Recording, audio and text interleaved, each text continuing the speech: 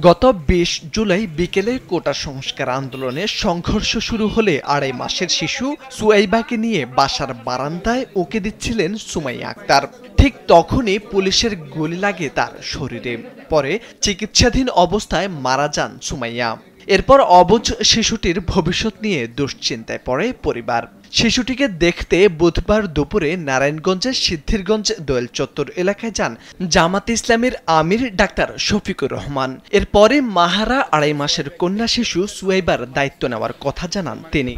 জামাতের আমির বলেন, শিশুটির মুখে এখনো ভাষা ফোটেনি। মুখে যখন ভাষা ফুটবে তখন মা ডাকার মতো কেউ থাকবে না। এখন থেকে বড় হওয়া পর্যন্ত অবুঝ শিশুটির যাবতীয় দায় দায়িত্ব জামাত ইসলামী বহন করবে।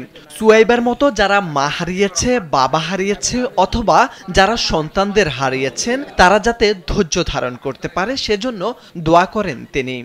ডাক্তার শফিকুর রহমান বলেন, সরকার পতনের পর যারা বিভিন্ন অপকর্মে লিপ্ত হচ্ছেন তারা শিক্ষা নেওয়া উচিত। এখনো মানুষের বুকের চাপা কষ্ট দূর হয়নি। যারাই বাড়াবাড়ি করবেন জনগণ তাদের উচিত শিক্ষা দেবে। নিহত সুমাইয়ার গ্রামের বাড়ি বরিশালের মেহেন্দিগঞ্জে।